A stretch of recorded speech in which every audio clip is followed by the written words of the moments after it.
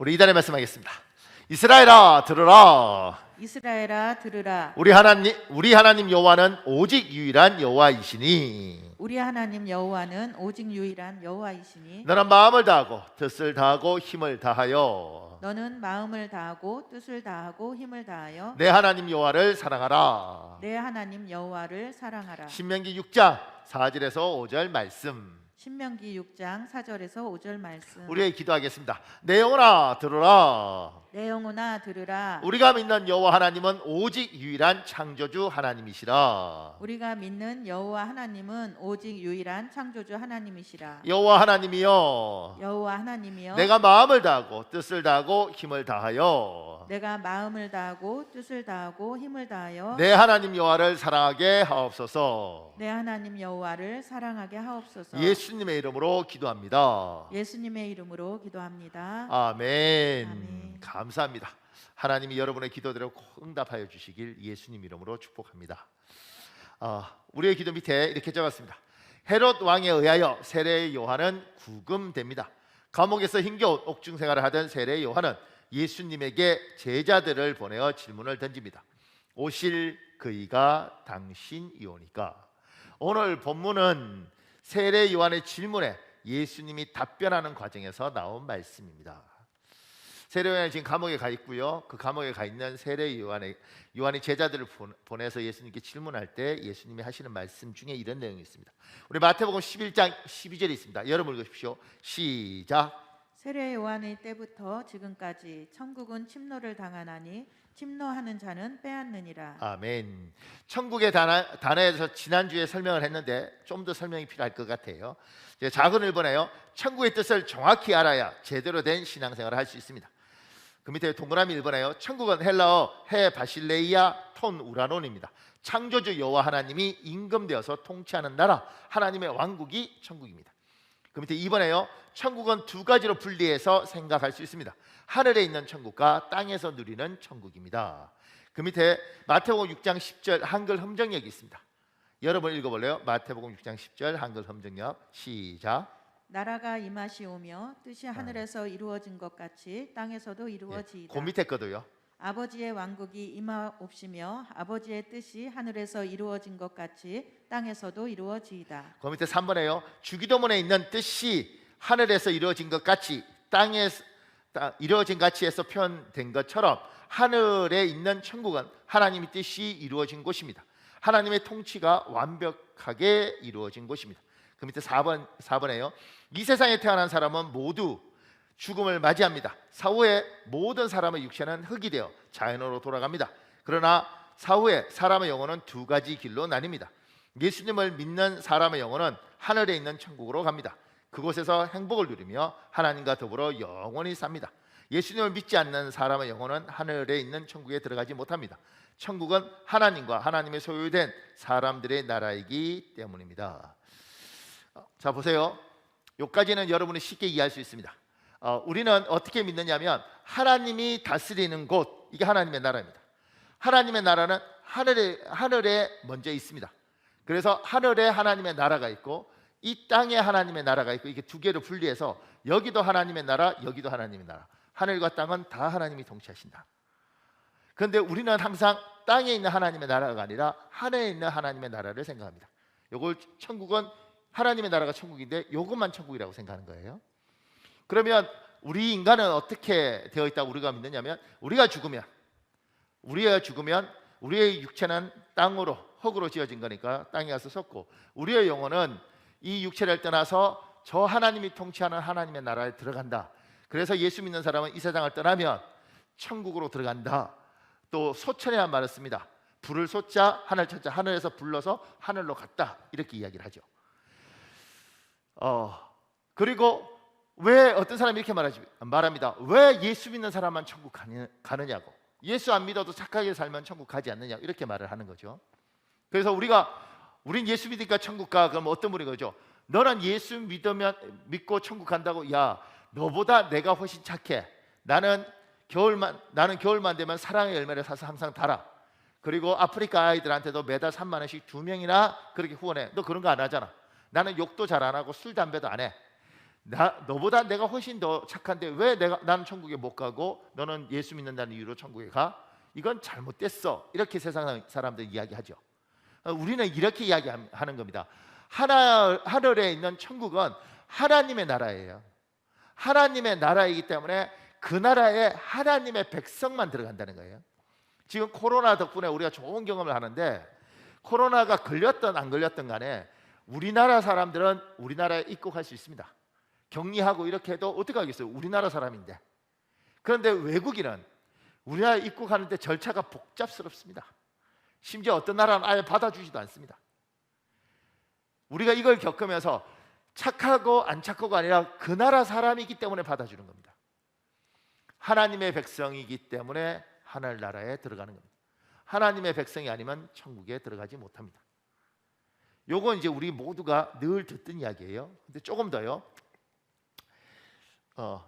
그 밑에요. 마태복음 6장 10절에 아버지의 나라가 이루어지게 하소서, 이 세상에서도 이루어지게 하소서에서 표현된 것처럼 이 세상을 하나님이 통치하십니다. 그러나 아직 하나님의 통치가 완벽하게 이루어진 곳이 아닙니다. 그래서 이 세상에서 어떤 사람은, 어떤 지역이나 기관은 하나님의 통치가 많이 이루어지고, 어떤 사람은, 어떤 지역이나 기관은 하나님의 통치가 조금 이루어지고 있습니다. 그 밑에 6번에요. 땅에서 누리는 천국은 한국전쟁 이후 남한과 같은 상황입니다. 1950년 6월 25일 오전 4시에 시작된 전쟁은 1953년 7월 27일 22시에 휴전협정을 체결했습니다. 휴전이지 종전이 아닙니다. 지리산에는 빨치산 활동이 1963년 11월 10일 마지막 2명을 잡을 때까지 지속합니다. 현재도 난파 간첩이 활동하고 있습니다.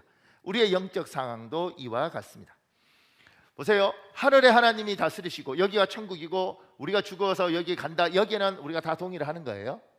근데 하나님은 하나님만 다스리는 게 아니라 이 땅도 다스리고 있다는 거죠.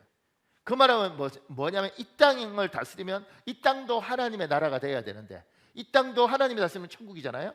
하늘나라야 되는데 이 땅은 천국이 아닌 경우가 있더라는 거죠. 그럼 이건 뭐지?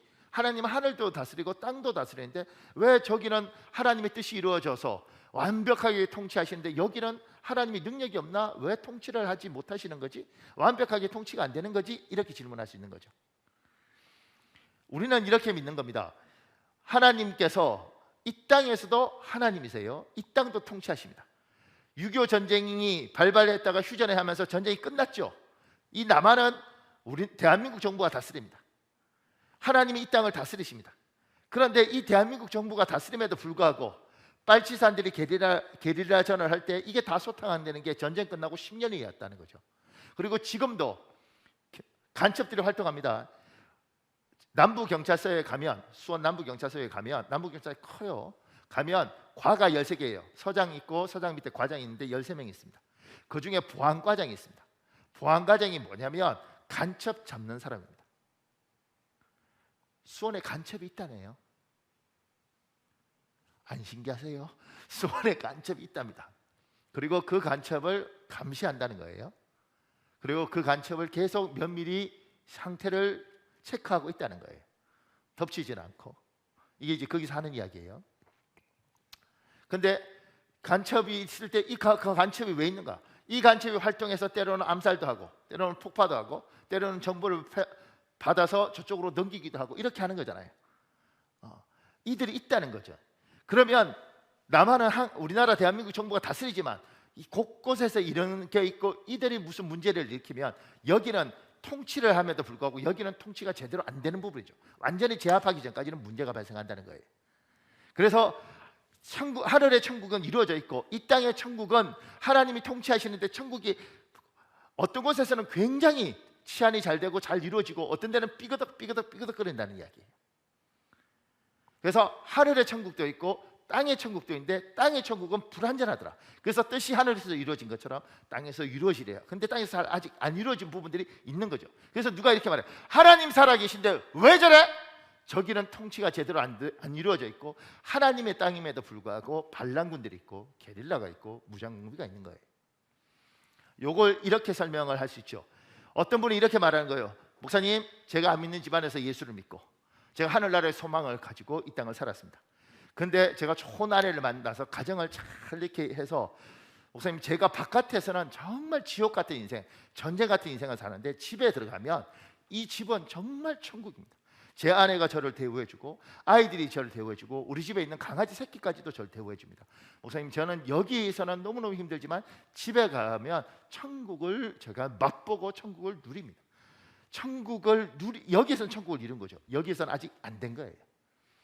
어떤 분은 경제적으로 물질적인 부분에서는 목사님, 저는 아주 큰 부자는 아니지만 먹고 사는데 염려 없고 앞으로도 걱정이 없습니다. 제가 물질적인 부분에서는 하나님이 복을 많이 받아서 정말 천국을 누리는 것 같습니다.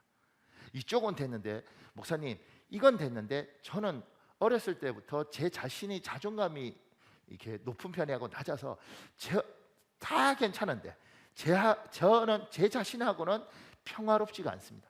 늘 제 자신을 보면서 자책하고 후회하고 마음은 지옥 같은 부분이 있습니다. 여기는 천국인데 여기가 지옥입니다. 하나님께서 저기 가면 완벽한 천국이지만 이 땅에서는 정복하면 천국을 누리는 것이고 그러지 않으면 지옥 같은 인생을 겪는 거예요. 그래서 어떤 분이 교회가 왜 저래? 이렇게 이야기하잖아요. 교회는 천국 같아야 되잖아. 어떤 교회는 너무너무 아름답고 너무너무 재밌습니다. 그리고 감사합니다. 우리가 교회를 다니는 것이 하나님을 믿는 것이. 그리고 주일날 한번 얼굴 보면 너무 좋아요. 반갑다 이렇게. 근데 어떤 교회를 가면 세상에 이게 무슨 교회야? 왜 여기는 전부 다 싸움닭들만 모였어? 어떻게 말을 해도 저렇게 하고 표정도 저러고 이거 뭐 전쟁터야? 이런 교회도 있는 거죠. 하나님 통치 안 하시는가? 하나님이 통치하시죠. 반란이 너무 심해. 게릴라들이 너무 많아. 무장무비가 너무 많아. 여기는 난리야. 우리가 살아가면서 하나님이 요구하는 것이 뭐냐면 저 천국은 완벽히 이루어져 있다. 근데 여기는 아직 천국이 제대로 하나님이 통치함에도 불구하고 천국이 제대로 이루어져 있지 않다. 그러니 너희가 이 땅에서 잘 천국을 이루어 가라고 하나님 이야기를 하는 거예요. 이 개념을 잡지 못하면 신앙생활하면서 문제가 발생합니다. 천국을 저기만 있는 것이 아니라 하나님이 다스리는 나라, 하나님의 천자를 쓸 때 하나님의 나라, 천국, 저기 있는 천국, 여기 있는 천국. 누구는 천국을 누리고 누구는 하나님의 백성임에도 불구하고 지옥을 누리면서 합니다. 그래서 7번에 이렇게 적었어요. 이 세상에 하나님의 통치가 이미 시작되었지만 아직 완전히 다 이루어지지 않았다는 신학적 표현이 있습니다. 하늘에서는 하나님의 통치가 완벽하게 이루어져 있습니다. 그러나 이 땅에서는 하나님이 통치하지만 아직 곳곳에서 진압해야 할 영적 게릴라들의 저항과 반란이 있습니다. 이것을 온전히 제압할 때 땅에서도 하늘에 있는 천국에서 누리는 행복을 누릴 수 있습니다. 이것을 땅에서 누리는 천국으로 표현합니다. 굉장히 중요한 개념이에요. 조금 더요. 그 밑에 마태복음 11장 12절 여러분 읽으십시오. 시작. 세례 요한의 때부터 지금까지 천국은 침노를 당하나니 침노하는 자는 빼앗느니라. 세례 요한부터 이 천국은 침노를 당한다는 거예요. 언제부터? 세례 요한부터. 작은 이번에요. 세례 요한의 때부터의 뜻은 시대를 구분하기 위해 쓰인 표현입니다. 세례 요한 이전과 세례 요한 이후를 나누는 것입니다. 누가복음 16장 16절에 있습니다. 여러분 읽어볼래요? 시작. 율법과 예언자들의 시대는 요한의 때까지이다. 그 후부터는 하나님 나라의 기쁜 소식이 전파되고 있으며 모든 사람이 그 나라에 들어가려고 힘쓰고 있다. 율법과 예언자들, 이게 구약을 이야기하잖아요. 구약 시대는 요한의 때까지라고 이야기하는 거예요. 그리고 지금 새로운 시대라는 거죠. 그 밑에요. 시대를 구분한 것은 단순히 시간의 구분이 아닙니다. 시대에 따라 삶의 방식, 행동 패턴, 의식 등이 달라지는데 이런 새로운 변화의 흐름을 이해하기 위한 시대 구분입니다. 우리 입장에서는 고려 시대든 조선 시대든 다 옛날이지만 그런데 의복을 연구하는 사람들은 의상을 연구하는 사람은 고려 시대와 조선 시대 때 의복이 많이 다릅니다. 이렇게 이야기해요. 시대의 의복이 다르고 고려 시대 때 사람들의 행동 양식과 조선 시대 사람들의 행동 양식은 달라요. 이건 구분하는 거예요. 세례 요한의 때 이 말은 뭐냐면 세례 요한으로부터 구분하는 거예요. 지금까지 구약적인 것과 신약적인 것들을 구분하는 겁니다. 그래서 그 밑에요. 마태복음 11장 11절이 있습니다. 여러분 읽으십시오. 시작. 내가 진실로 너희에게 말하노니 여자가 낳은 자 중에 세례 요한보다 큰 이가 일어남이 없도다. 그러나 천국에서는 극히 작은 자라도 그보다 크니라. 제가 오늘 이 말씀을 준비하면서 저도 지금 이제 여러 가지 자료를 찾다가 제가 유튜브 보면서 놀랬던 건 유튜브에 성경 강의한 게 너무너무 많더라고요. 그게 진짜 너무너무 많은 것이 놀랬죠. 그러니까 뭐 목사님들이 교회 설교하는 거 말고 성경 강의하고 가르치고 하는 게 너무 많고요. 첫째. 두 번째 놀란 건 성경을 가르치면 안 될 사람들이 가르치는 것도 너무 많았어요. 무자격자, 뭐 자격을 누가 주는지에 따라 다르겠지만 무자격자라고 해야 되나요? 하여튼 열심은 있는 것 같아요. 그런데 야 저거는 굉장히 문제가 많다. 심지어 저건 이단인데 이런 분들이 막 성경 열심히 가르치더라고요.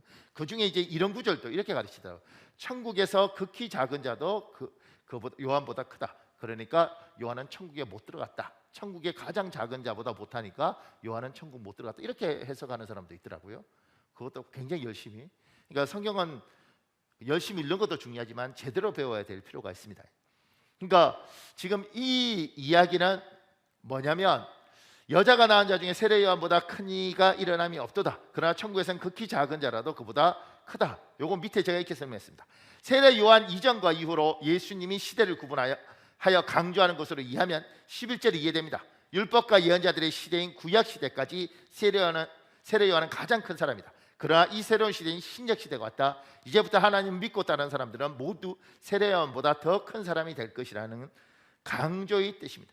예수님이 세례 요한의 때는 예수님 전과 예수님 후를 나눌 때 세례 요한의 때까지 과거인 거예요. 그리고 예수님이 오셨죠. 그래서 예수님이 이야기하는 겁니다.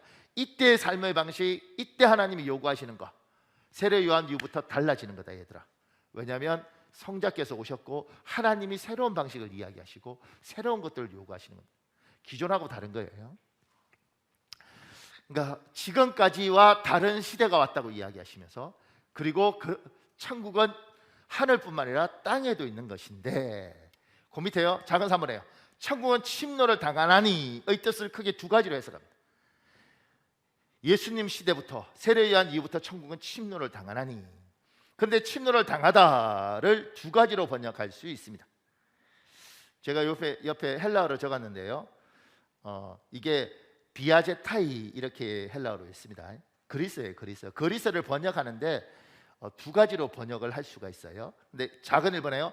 천국은 침노를 당하나니를 천국은 공격당하고 있다. 천국은 해방받고 있다라고 해석할 수 있습니다. 그러나 이것은 좋은 번역이 아닙니다.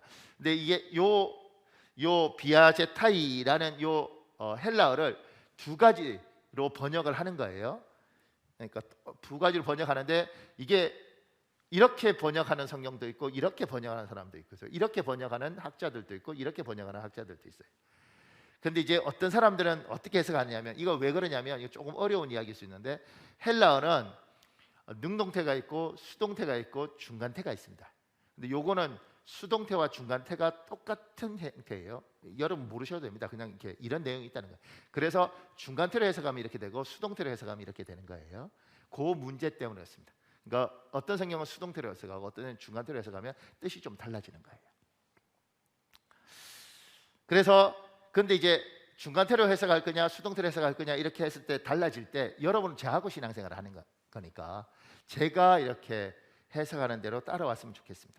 그래서 그 밑에 작은 일본에 천국은 침노를 당하나니를 천국은 공격당하고 있다. 천국은 해방받고 있다라고 해석할 수 있습니다. 그러나 이것은 좋은 번역이 아닙니다.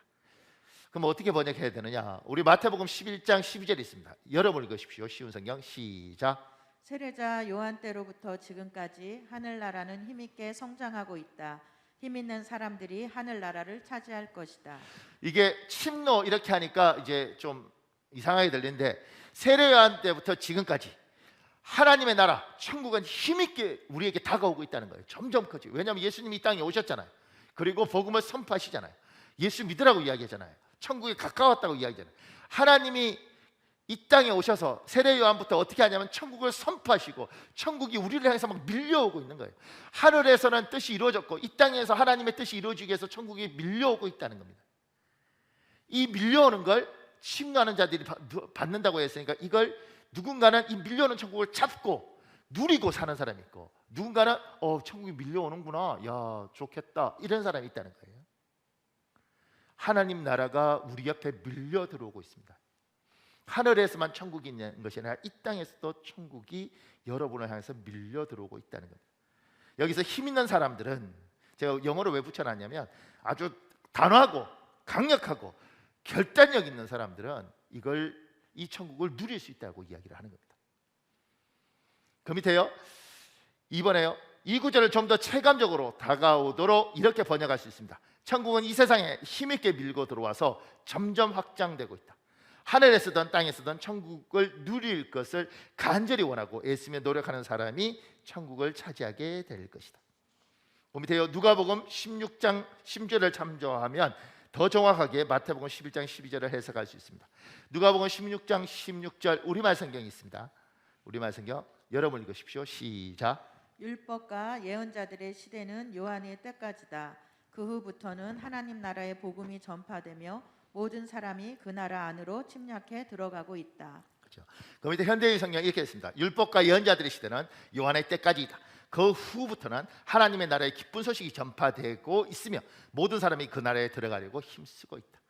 하나님의 천국이 하늘에만 있는 것이나 이 땅에서도 천국이 선포되고 있고 힘있게 우리 곁에 몰려들고 있고 우리에게 천국을 주기 위해서 천국이 오고 있다는 거예요. 저 하나님이 통치하시는 저 아름다운 천국, 그걸 너도 이 땅에서 누려라, 이렇게 이야기를 하는 겁니다. 그 밑에요. 작은 4번에요. 침노하는 자는 빼앗느니라의 뜻을 정확히 알아야 제대로 된 신앙생활을 할 수 있습니다. 축복된 인생을 살 수 있습니다. 침노하는 자는 빼앗는데 어떻게 침노할 것인가? 그런데 작은 1번에요. 침노하는 자는 빼앗느니라는 천국은 이 세상에 힘있게 밀고 들어와서 점점 확장되고 있다.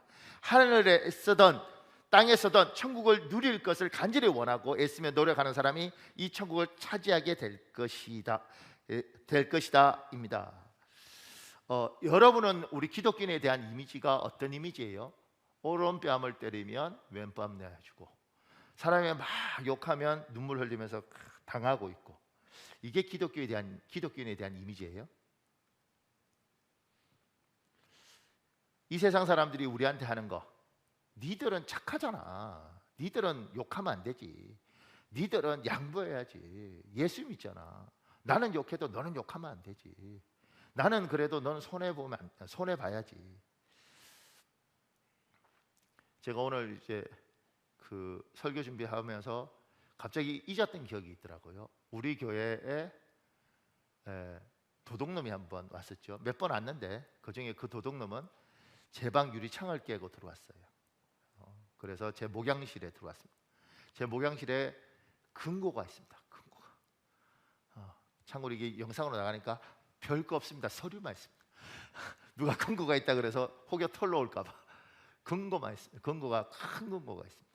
근데 거기에 그냥 중요 서류가 있어요. 뭐 우리 교회가 검덩이가 있을 건 아니잖아요.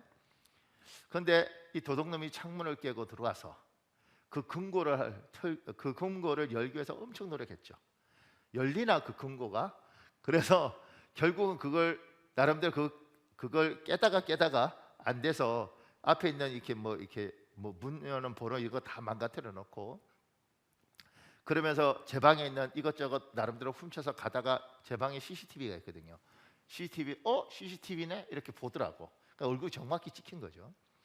그리고 이제 나가서 옛날에 우리 교회 커피 자판기가 있었거든요. 그 자판기 다 깨고 거기에 있는 동전하고 이게 다 갖고 갔어요.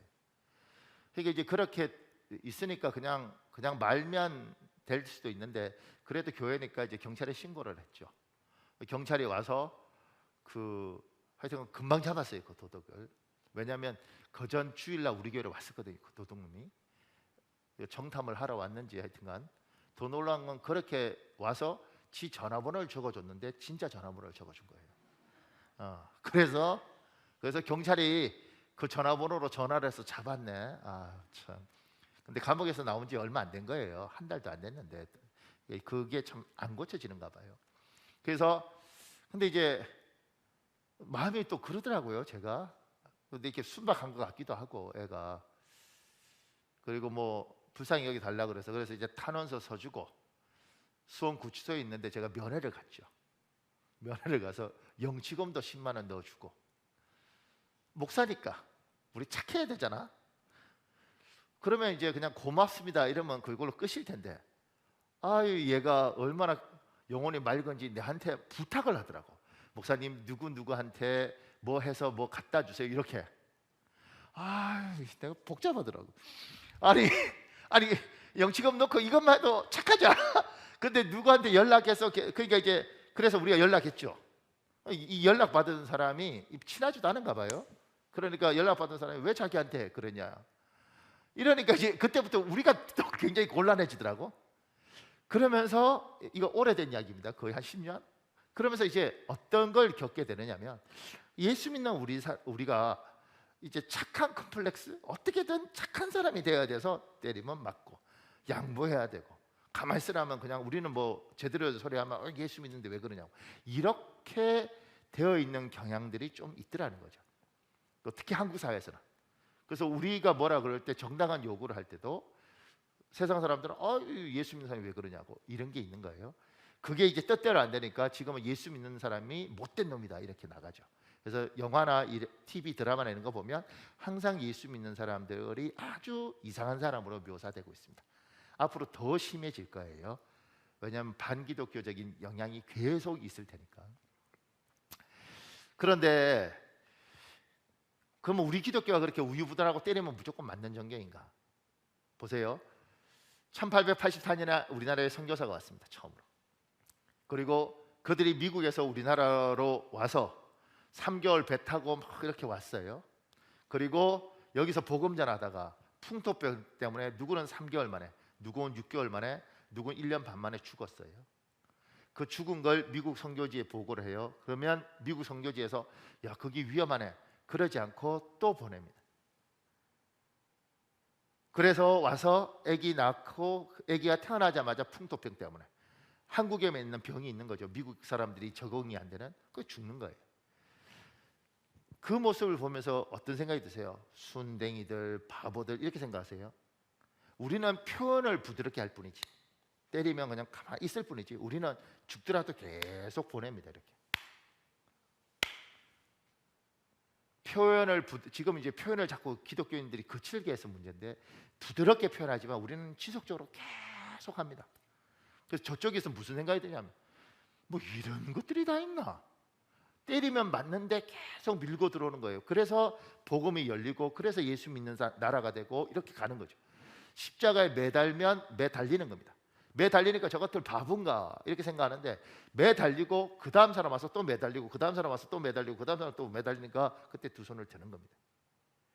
기독교는 부드럽게 표현할 뿐이지 강인하고 끝까지 하고 심지어 지배할 정도 되는 거예요. 이게 우리가 가지고 있는 우리의 특징입니다. 그러니까 천국은 침노하는 자가 빼앗는다 이렇게 이야기할 때, 우리가 이 세상을 살아가면서 어떻게 살아가느냐면 무조건 양보하고 무조건 손해보고 무조건 당하고가 아니라, 우리는 부드럽게, 때로는 여기서 때리면 헤헤 웃지만 계속해서 결국은 가서 탁 이루는 부분들이 우리가 가지고 있는 특징입니다.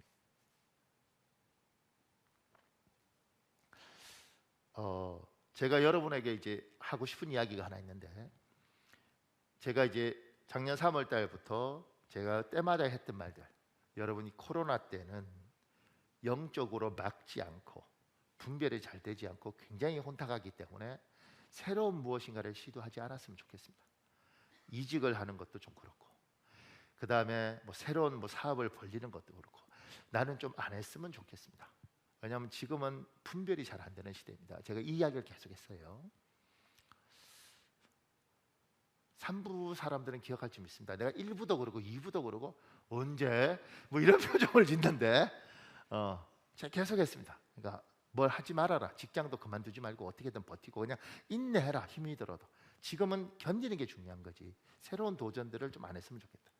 그런데 지금 이제 그 인내의 시간들이 가면서 지금 제가 여러분에게 하고 싶은 말, 이제부터는 좀 미래를 준비했으면 좋겠다. 우리 기독교는 부드럽게 표현할 뿐이지 계속해서 부딪힌다고 이야기했잖아요. 그러니까 여러분들에게 하나님께서 얘야 우리는 움츠려 있고 당하고 이게 아니라 힘이 들어도 꾸준히 밀고 나가는 부분, 이게 우리의 특징인데, 여러분이 지금부터 새로운 일들에 대한 고민, 만약 이 새로운 직장을 얻겠다고 하면 지금부터 기도하면서 새로운 직장에 대한 모색, 이직이면 이직에 대해서 기도하면서 하나님 길 열어달라고 하고, 그리고 사업을 하겠다면 굉장히 다들 어렵다 그러잖아요. 그럼에도 불구하고 생각을 하는 그 시간들을 이제부터 우리 교회 성도들은 좀 가졌으면 좋겠다. 움츠러들지 말고 기도하면서 하나님이 길을 열 거라고 믿고 준비했으면 좋겠다. 천국은 침노하는 자가 빼앗는다 그랬는데 우리가 막 가서 와! 이게 아니고 우리는 부드럽지만 계속해서 결국은 움켜쥐는 게 우리의 특징이라면 부드럽지만 지금부터 계획하고 준비하면서 미래에 대해서 도전했으면 좋겠다. 이거 우리 교인들한테 저는 하시는 하나님의 뜻이라고 생각을 합니다. 기독교는 움츠러들고 양보하고 당하고 그게 아니라 부드럽게 표현할 뿐이지 반드시 한다. 그리고 집요하게 한다. 끝까지 한다.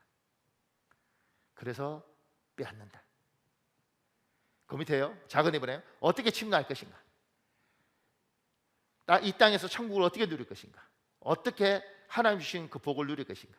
침노한다. 부지런하셔야 합니다. 이 땅의 삶은 부지런하지 않으면 아무런 것도 얻을 수 없습니다. 하나님은 안식, 휴식, 재충전을 좋아하십니다. 그러나 게으름, 나태, 태만은 싫어하십니다. 우리 잠언 19장 15절 현대인의 성경이 있습니다. 여러분 읽으십시오. 시작.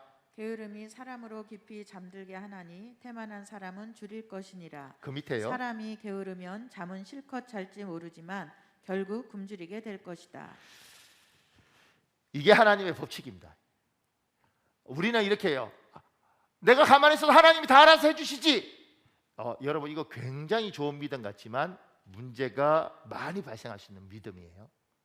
우리 하나님은 게으르고 나태하고 그리고 태만한 사람이 풍요로움을 경험하도록 하지 않습니다. 하나님은 자기 백성이 불쌍하니 먹여는 주실 거예요. 그런데 이렇게 생각하시면 됩니다. 여름에 씨앗을 뿌리지 않으면 가을에 얻는 게 없습니다. 절대 풍요로울 수 없습니다. 여름에 씨앗을 안 뿌리는데도 불구하고 가을에 하나님이 알아서 먹여주실 거야. 그 사람은 가을이 돼서 입에 풀칠을 하겠죠. 남이 죽고 남이 추수하고 남은 떨거지들 가지고 끼니를 연명할 수는 있지만 절대 풍요로울 수 없습니다. 하나님의 사람은 힘들어도 씨앗을 뿌려야지 얻는 게 있습니다. 이게 하나님이 우리에게 주신 법칙입니다.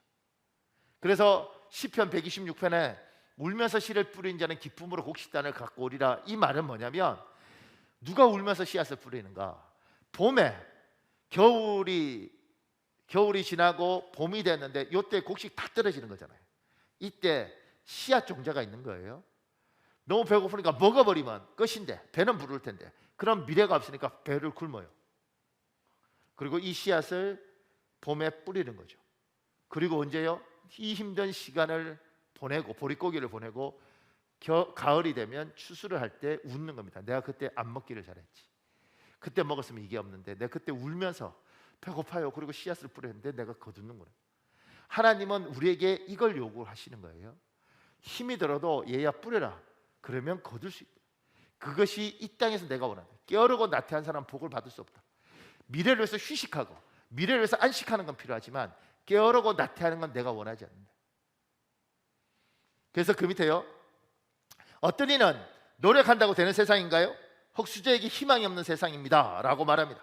세상은 노력한 만큼 안 주지만 세상의 주인이신 하나님은 자기 백성에게 노력한 것의 30배, 60배, 100배로 주십니다.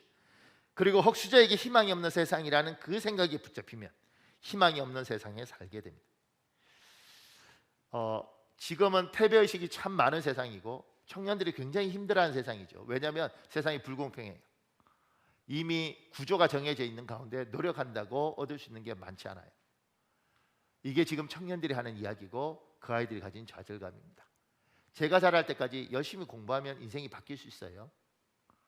열심히 공부해서 사법고시 붙고 어려운 집안에서 그냥 의대 가고 그러면 미래가 바뀔 수 있었다고요. 근데 지금은 그렇지 않다고 생각을 해요. 그래서 아이들이 좌절하고 힘겨워합니다. 근데 사랑하는 여러분, 세상은 내가 노력했다고 내가 노력한 만큼 주는 세상이 아닙니다. 내가 이만큼 노력했을 때 세상은 그것의 절반도 주지 않는 것이 세상이고 심지어 내가 노력한 것을 뺏어가는 게 세상이에요.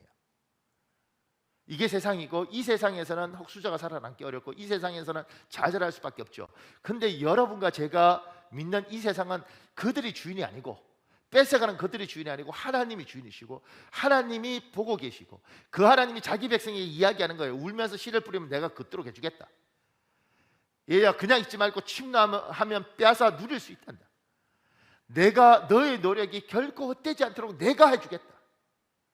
우리는 왜 노력하고 우리는 왜 성실한가? 세상이 더럽고 부패해도 우리 하나님이 살아계시면 반드시 이걸 통해서 하나님이 일하실 거라고 믿고 우리는 길을 가는 겁니다. 저분을 믿고 가는 거예요.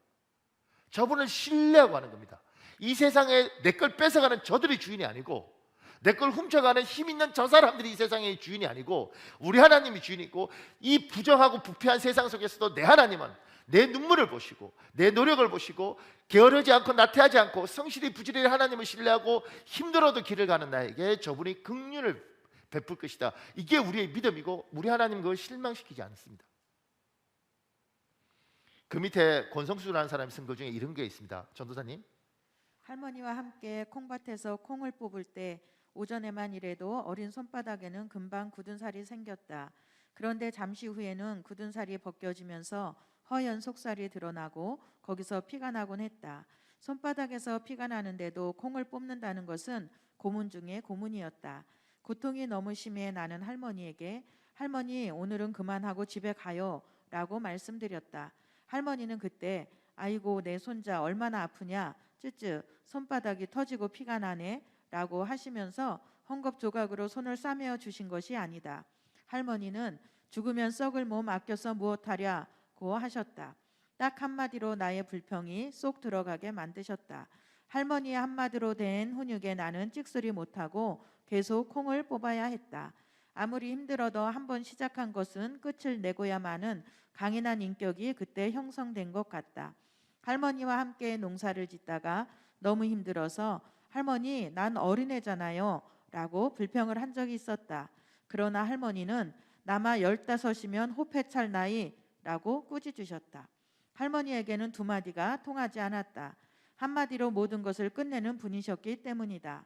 미국에서 박사학위 공부를 할 때 몸도 아프고 돈도 없고 지칠 대로 지쳐서 이젠 그만두고 귀국해야지 하는 생각을 할 때도 있었다. 그럴 때마다 할머니의 죽으면 썩을 몸 아껴서 무엇하랴는 한마디가 나를 기어코 붙잡아 앉혔다. 나 같은 게 무엇을 하랴 싶을 때는 나면 호패 찰나이 날 때마다 성경의 요셉 이야기, 다니엘 이야기, 모세 이야기 등을 내게 들려주셨다. 다니엘이 사자굴에 들어갔다가 기적적으로 살아난 이야기는 귀가 닳도록 들었다. 몸이 부서져라 노동하시는 할머니께서 주일만 되면 일체의 노동을 중지하시고 예배에 집중하셨다. 일주일 내내 소처럼 일하시다가 주일에 잠시 쉰다는 것이 쉬는 것이 아니었다. 평일에는 일하느라 느끼지 못하셨던 육체의 고통을 예리하게 느끼곤 하셨다. 할머니께서 몸이 아파 끙끙 앓으시면 주일학교 여교사들이 할머니의 몸을 주물러 드리곤 했다. 할머니는 마늘밭을 교회터로 바치셨을 뿐 아니라 우리 집 작은 방 옆에 교회 창고를 달아내게 하셨다. 이분은 5형제예요. 형제가 5명인데 둘째예요. 이 글 쓴 사람은. 근데 이 할머니가 여기만 한 게 아니라 이 5을 다 그렇게 키웠죠. 뭐라고 이야기하냐면 죽으면 썩을 몸 왜 아껴? 죽으면 썩을 몸 왜 아껴? 그래서 이 사람들이 이 5명이 죽도록 살았습니다. 놀라운 건 이 5명이 다 박사가 됐어요. 각자의 목도를 하고 있어요. 그러니까 어떤 일들이 있을 때 하나님의 사람들이 알아서 하시겠지, 뭐 되겠지, 이게 아니고 우리는 하나님을 신뢰하고 정말 열심히 부지런히 살도록 하나님이 요구하시는 겁니다. 죽으면 썩을 몸, 과할 정도로 힘들 정도로 열심히 사는 거예요. 그리고 이 세상은 날 뺏어 내가 열심히 산 내 목을 자기 것으로 뺏어 가려고 하지만 살아계신 우리 하나님께서 반드시 이걸 30배, 60배, 100배로 줄 걸 믿고 그리고 반드시 하나님이 이걸 결과물을 줄 걸 믿고 우리는 부지런히 사는 겁니다. 이 믿음이 여러분에게 있으시길 예수님 이름으로 축복합니다. 이건 하나님을 믿고 살아본 사람이 할 수 있는 간증입니다. 살아보니 하나님이 그렇게 하시더라고요. 여러분뿐만 아니라 목사님들도 지금 목사님들 말고요, 젊은 목회자들, 지금 신학대학원 다니고 이런 모든 사람들도 젊은 친구들이잖아요. 목사가 될 사람들이지만 그 사람들 신학대학원 다니는 그 친구들도 여러분과 같이 특히 젊은 청년들처럼 이 대한민국 사람이잖아요. 이 좌절감들이 다 있습니다. 되겠나? 될까? 그래서 제가 어떨 때 하나님이 그러죠. 하나님, 제가 좀 잘 됐으면 좋겠습니다. 우리 목사님 참 이기적이네. 이럴 수 있는데 잘 됐으면 좋겠습니다. 그리고 그 친구들한테 하나님, 제가 이야기할 수 있었으면 좋겠습니다. 나도 믿지 않는 집안에 태어났고 어떻게 해야 될지 몰랐다. 그런데 우리 하나님을 신뢰하고 정말 죽도록 살았는데, 하나님을 신뢰하고 최선을 다해서 살았는데 분명히 이렇게 해도 열매가 없을 수 있다고 생각했는데 하나님은 열매를 주시더라. 우리 하나님 그거 다 보고 긍휼을 베푸시더라. 하나님은 그렇게 일을 하시더라. 저는 그렇게 이야기하고 싶어요. 그리고 우리 교회에서도 그렇게 열심히 살고 그런 열매가 있는 사람들이 있지 않습니까?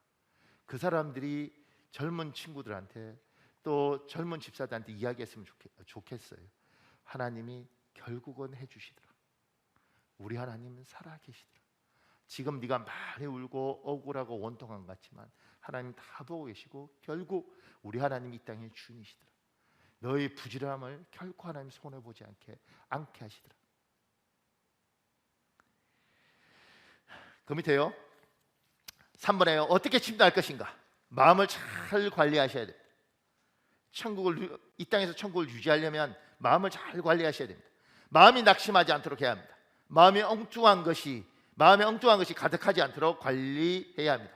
우리 시편 43편 5절에 있습니다. 여러분 읽으십시오. 시작. 내 영혼아, 내가 어찌하여 낙심하며 어찌하여 내 속에서 불안해하는가? 너는 하나님께 소망을 두라. 그가 나타나 도우심으로 말미암아 내 하나님을 여전히 찬송하리로다. 갈라디아서 6장 9절도 있습니다. 여러분 읽으십시오. 시작. 우리가 선을 행하되 낙심하지 말지니 포기하지 아니하면 때가 이름에 거두리라. 사단이 우리를 좌절시키는 가장 좋은 방법은 낙심하는 거예요. 아휴, 그냥 끝났어. 제가 젊은 친구 만났는데 그 젊은 애가 이렇게 이야기하더라. 목사님, 저는 이번 생은 끝났어요. 내가, 얘야, 네가 대학도 졸업하지 않았는데 이제 22살, 3살짜리가 무슨 이번 인생은 끝났다고 이야기하냐. 목사님, 끝났어요. 마음에 좌절감이 들면 미래가 없는 겁니다. 낙심하면 스스로 포기하는 겁니다. 자기 마음을 잘 관리해야 됩니다. 근데 그 밑에요, 세상 사람과 우리는 마음을 관리하는 방법이 다릅니다. 우리의 마음 관리 방법은 성령 하나님으로 충만한 것입니다. 마음에 다른 것으로 충만한 사람은 결코 성령으로 충만할 수 없습니다. 세상 사람들이 관리하는 방법은 뭐냐면 사람들을 만나서 서로 대화하는 상담, 또 정신과에 가서 이제 의사하고 대화하면서 내가 어떤 생각을 할 때 여기하고 대화하면서 생각을 자꾸 교정하는 겁니다. 이렇게 이거 좋은 수단이지만 이렇게 교정하려고 노력하고 교정이 사실 잘 안 돼요. 그런데 이렇게 하는 것들이 마음을 관리하는 법이라고 하죠. 이게 지금까지 제일 발달된 거예요. 그런데 기독교인은 우리는 하늘에 계신 성부 하나님, 우리는 삼일체 하나님 있잖아요. 성부 하나님, 성자 예수 그리스도 하나님, 그리고 우리 안에 주신 성령 하나님을 우리는 믿지 않습니까? 우리가 예수 믿을 때 성령을 주시고 이 성령 하나님과 소통하면서 내 마음을 관리하는 거예요. 여기에 성령을 충만하도록 해서 이걸 관리하는 거예요. 보세요. 그 밑에 최영기라는 분이 쓴 것 중에 이런 내용이 있습니다. 전도사님. 제가 휴스턴 서울교회에서 은퇴한 지 만 1년이 되었을 때입니다. 제가 은퇴한 이후 이수간 담임 목사님을 중심으로 교회는 계속 부흥했습니다. 그런데 교회가 부흥한다는 소식을 듣고 나서 기쁜 마음과 함께 서운한 감정이 지나갔습니다. 후임 목사님이 저보다 목회를 더 잘하고 있다고 생각하니 자랑스러웠던 반면 슬그머니 질투 비슷한 감정을 느낀 것입니다. 인간이라면 누구나 그럴 수 있다고 웃어 넘길 수도 있지만 저에게는 이런 감정이 여간 불편한 것이 아니었습니다. 누구보다도 교회가 잘 되기를 바라고 누구보다도 후임 목사님이 성공하기를 바랐기 때문입니다. 그래서 이런 부정적인 감정을 없애달라고 하나님께 기도하기 시작했습니다. 긴 시간 기도하던 어느 날 하나님이 드디어 응답을 주셨습니다. 그러나 그 응답은 제가 기대한 것과 달랐습니다. 소외감이나 질투심을 없애주시는 대신 제가 그렇게 느끼는 이유를 보여주셨습니다. 그 이유는 나였습니다. 제 자아와 이기심이 문제였습니다. 제가 교회를 사랑한 것은 사실입니다. 그러나 내면을 깊숙이 들여다보면 내 교회였기 때문에 사랑했습니다. 후임 목사님이 목회에 성공하기를 바랐습니다. 그러나 궁극적인 동기를 살피면 내가 선택한 후임이었기 때문에 성공하기를 바랐습니다. 제 목회의 핵심에는 항상 나아가 자리 잡고 있었습니다. 제가 하는 모든 사역의 핵심에는 언제나 자아가 자리 잡고 있다는 것을 하나님이 보게 하셨습니다. 저는 충격을 받았습니다. 하나님 앞에서 정직하고 자신 있게 충실하기 위해서는 모든 사역을 내려놓아야 하는 것 아닐까 하는 마음이 들 때 하나님의 마음으로 음성을 들려주셨습니다. 영기야, 나는 내가 이기적인 동기로 일하고 있다는 것을 처음부터 알았단다.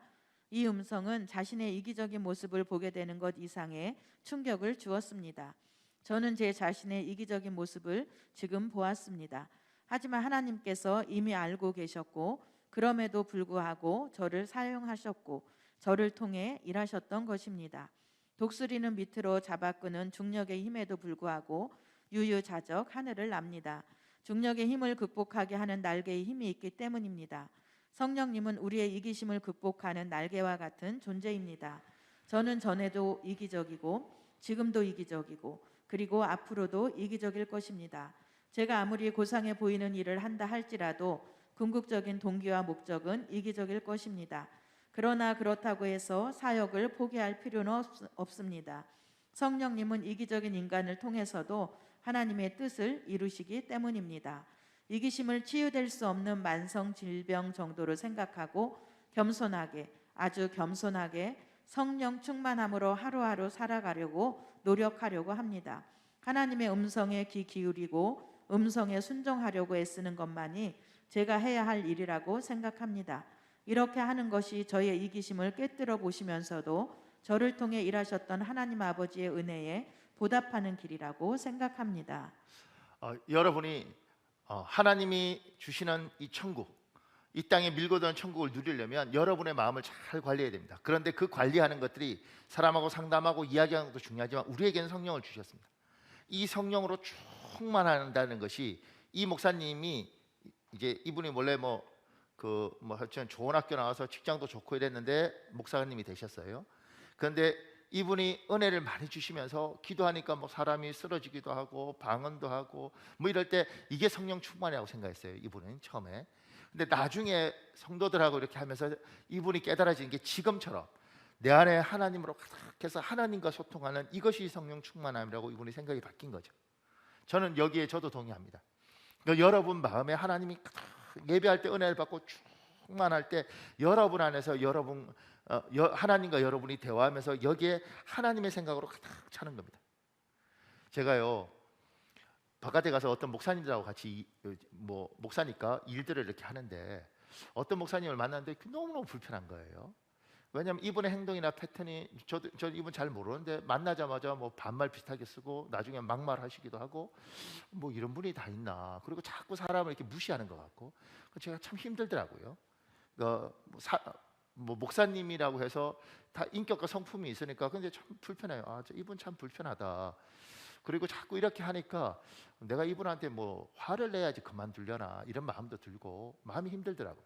새벽에 이제 기도하는 거죠. 하나님. 그러다가 기도를 쭉 하는데 제가 마음이 많이 힘들었는데 제 안에 하나님께서 저는 그렇게 믿어요. 제 안에 하나님께서 저한테 이렇게 말씀하시는 것 같더라고요. 얘야, 너를 무시하려고 노력하는 사람은 있지만 너를 무시할 수 있는 사람은 없단다. 이렇게 하나님 이야기를 저한테 해주셔서 제가 그 말을 들으면서 마음에 어떤 위로가 있냐면 하나님, 이 사람이 나를 자꾸 무시하려고 하는 그 모습들을 보면서 내가 마음이 많이 힘들었는데 그래서 자꾸 싸워서 내가 잘났다고 이야기를 해야 되는 건지 왜 나한테 이러는 건지 이런 이야기하고 싶었는데 하나님이 내 안에 가득할 때 하나님이 나한테 무시하려고 이 사람이 노력하는 뿐 너를 무시할 수는 없단다. 그러니 너무 그 부분에서 매이지 않았으면 좋겠다. 이런 마음들을 주셨으니 그 마음을 왔는데 그걸 다 잡았어요. 그리고 이제 이 사람을 보게 되는 거죠. 그전에는 나하고 이 사람만 봤는데 나하고 이 사람만 보지 않고 하나님과 나와의 관계에서 하나님이 나를 이렇게 보시는구나. 그걸 두고 그러니까 여기서 편안히 왔잖아요. 그리고 이렇게 보니까 이분이 열등감이 많이 심하고 자기보다 좀 잘난 사람이라고 생각하면 반드시 꺾어야 되는 속성이 있는가 보다. 저보다 나이도 좀 많으신데, 그래서 어쩌면 이분이 나를 볼 때 네가 잘났니? 이게 건방지게 내가 널 꺾을 거야, 뭐 이러시는 것 같더라고요. 그러니까 이제 객관적이 된 게 이게 보이더라고요. 그래서 그 다음부터 이분 볼 때마다 제가 아주 납작 엎드려서 아이고 안녕하십니까. 그리고 심지어 형님, 난 그런 거 굉장히 싫어하거든요. 근데 그렇게 하면서 여기하고 잘 지낼 수 있을 것 같더라고요. 성령이 지배한다는 것은 때마다 하나님 내 안에 내 마음의 관리를 내가 스스로 하는 것이 아니라 하나님과 소통하면서 이런 상황들 저런 상황들을 내가 잘 내 마음을 관리하는 거예요. 어떤 사람은 참 많은 걸 누려도 여기가 지옥인 사람도 많습니다. 마지막으로 작은 사본이에요. 어떻게 침노할 것인가? 기도하셔야 합니다. 어떤 경우는 우리가 기도하면 하나님이 젖먹이를 돌보는 어머니처럼 하나부터 열까지 척척 다 알아서 해주십니다. 그러나 대부분의 경우는 우리가 기도하면 하나님은 우리가 기도한 것을 이룰 기회를 우리에게 주십니다. 하나님 주신 기회를 단단히 잡으십시오. 지혜를 내십시오. 인내하십시오. 그리고 꼭 성공시키십시오. 제가 그 밑에 있는 톰 레이더가 쓴 글 중에 이런 내용이 있습니다. 기회를 얻기 위해 기도하라. 이것은 매우 간단하지만 성도들이 좀처럼 취하지 않는 단계이다. 오늘 밤 잠자리에 들기 전 그리스도의 사랑을 말이나 행동으로 나눌 기회를 달라고 하나님께 기도하라. 하나님의 응답은 참으로 놀랍다. 나는 이런 기도에 대한 응답을 여러 차례 경험했다. 한 번은 믿음 나눌 기회를 간구하는 간단한 기도를 아침에 드렸다. 그날 오후가 지나기 전에 예전 직장의 상사에게서 전화가 왔다. 그는 나를 만나고 싶어 했다. 예수님에 대해 묻고 싶은 내용이 있어서 나를 찾은 거였다. 정말 놀라웠다. 내가 그를 만난 것은 27년 만이었다. 내가 기도한 바로 그날 그에게서 전화가 온 것이다. 기회를 주실 것을 기도하라. 여러분이 기도하면 어떤 분들이 이렇게 생각하죠. 내가 기도하면 하나님은 다 알아서 그냥 해주셔. 꼭 젖먹이를 돌보는 엄마처럼 그렇게 하나님 하실 수도 있죠. 근데 하나님은 한 10%는 그러실지 모르겠어요. 5%는 그러실지 모르지만 90%, 95%는 그렇게 하시지 않습니다. 하나님은 어떻게 하시냐면 우리가 기도하면 하나님은 그 기도를 들어줄 수 있는 기회를 주십니다. 보세요. 하나님, 제가 아내와의 관계가 참 좋지 않습니다. 이거 풀려고 해도 잘 풀리지 않습니다. 하나님, 아내와 잘 지낼 수 있는 기회를 주십시오. 이렇게 기도했으면 그 기도를 듣고 주께서 다음날 아침에 내 아내가 눈을 떴는데 나를 보면서 와! 이렇게 할 건가? 그러지 않다는 거예요. 이렇게 기도하면 하나님께서 이런 생각이 들더라고요. 이렇게 하면 하나님께서 이제 아내의 오빠가 갑자기 어떤 지병이 있어서 굉장히 아픈 거죠. 그런데 병원에 갔는데 큰 병이래요. 근데 보니까 실비를 안 들었네. 이 수술비를 어떻게 해야 되나, 이 고민이 아내한테 오는 거죠. 그때 남편으로서 아내와 관계가 참 안 좋다고, 그래서 좀 좋았으면 좋겠다고 기도했는데, 이런 이야기를 아내가 할 때 아이들 결혼시키기 위해서 한 2천만 원 모아둔 목돈이 있는데 이거 갖고 택도 없잖아요. 더 모아야 되는데 아내 이야기를 듣고 한 1,000만 원 정도 꺼내서 여보, 그래도 우리 처남이 많이 아픈데 한 1,000만 원 정도는 도와야 되지 않을까? 아내가 그러죠. 그리고 괜찮겠어요? 당신 오빠잖아. 여기가 아프면 당신이 아프잖아. 내가 처남을 뭘 알겠어? 그런데 당신을 사랑하니 당신 오빠잖아. 그래서 난 돕고 싶어. 우리 힘들어도 좀 했으면 좋겠다. 그때 이 아내의 마음이 확 풀리죠. 근데요, 이 똑같은 케이스에 아내가 여보, 오빠가 많이 아픈데 맨날 아프고 그러냐 진짜. 그래도 도와줘야 되지 않을까? 한 20만 원 도와줄게. 이러는 순간 마음이 확 다치는 겁니다. 기회를 하나님 주는 기회를, 그 기회를 잘 살리는 거예요. 하나님, 제가 돈이 필요합니다. 그렇게 했는데 그렇게 해서 어떻게 할까요? 그런데 놀랍게 누가 이야기하는 거죠. 여기에서 사람 구하는데 한번 해보면 어떨까? 나는 못해요. 내가 그런 거 어떻게 하겠어요? 그리고 기도하는 거죠. 하나님, 돈 주세요. 하나님 그러시오. 얘야, 돈 달라고 해서 돈 벌 수 있는 기회를 줬고 힘이 들어도 하면 되지. 네가 돈 달라고 해서 내가 돈 벌 수 있는 길을 했는데 네가 이걸 치워놓고 하나님 돈 주세요 하늘에서 뚝 떨어지길 바라는데, 얘야 그러면 안 된다. 나는 기회를 준 거다. 기회를. 힘이 들어도 기회를 달라고 그래서 하나 돈 달라고 해서 기회를 좀 가야죠. 근데 너무 힘들어. 그래서 제가 그렇죠, 지혜를 내고 인내를 하면서 하나님 너무 힘든데 어떡하죠? 하나님 제가 여기서 6개월 버티면서 기도하겠습니다. 여기서 기초를 익히면 더 좋은 직장을 주시고 좀 더 편한 직장을 주시고, 그렇게 기도하는 거죠.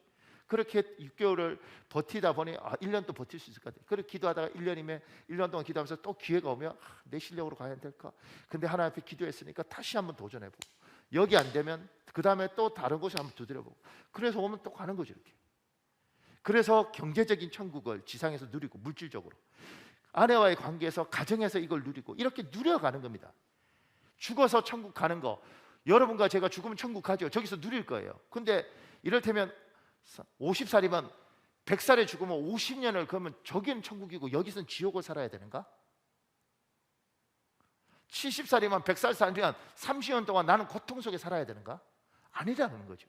어차피 하나님이 다스려요. 저기는 하나님이 완벽하게 다스리고 여기는 게릴라가 있는데, 여기에 내 성품 또 주어진 환경 이런 것들을 기도하면서 극복하면서 여기에서 저기에 누릴 천국을 가정에서 이루고, 저기에서 누릴 걸 물질에서 이루고, 저기에서 누릴 걸 내 자신과의 평화를 누리고, 이걸 이루어 가는 거죠. 이렇게. 그래서 어느 날 이렇게 고백하는 거예요. 하나님 태어나게 해주셔서 참 감사합니다. 내가 믿지 않는 집안에, 흙수저로 가난한 집안에 정말 태어나서 내가 이게 뭔가. 그런데 예수님이 나에게 오셔서, 주님이 밀고 나에게 들어오셔서 천국을 이야기하시고, 그 천국을 내가 침노하는 자가 누린다 해서 내가 그걸 예수님을 붙잡고 기도하면서 내가 생각을 지키면서 내가 하나 이루었는데, 하나님 그 세월이 70년이네. 내가 진짜 죽도록 살았습니다. 근데 하나님 참 고맙습니다. 내가 너무 많은 것들을 누렸습니다. 너무 많은 즐거움이 있는데 저곳에서는 더 좋겠죠. 주님 태어나게 해주셔서 감사합니다. 저를 만나 주셔서 감사합니다. 이 세상 정말 살아볼 만한 세상인데 내 아들도 내 딸도 이 예수를 하나님 알게 해주시면 안 되겠습니까? 나도 당신 붙들고 이만큼 왔는데 얘도 당신 붙들도록 하나님 만나 주시면 안 되겠습니까? 사랑하는 여러분, 시간이 많이 가는데 우리 한 7분만 기도하겠습니다. 이 시간에 주여 한번 간절히 부르짖고요. 세례 요한 이후에 천국이, 하늘에 있던 천국이 이 땅에서도 밀고 들어오고 있습니다. 침노하는 자마다 천국을 누린다고 이야기했습니다. 하나님, 내가 부지런히 살아서 천국을 누리겠습니다. 내가 마음을 지키어서 천국을 누리겠습니다. 내가 기도하면서 하나님 주신 기회를 잘 살려서 천국을 누리겠습니다. 하나님 도와주십시오. 하나님 함께 해주십시오. 이 시간에 주여 한번 간절히 부르짖고 우리 통성으로 기도하겠습니다. 주여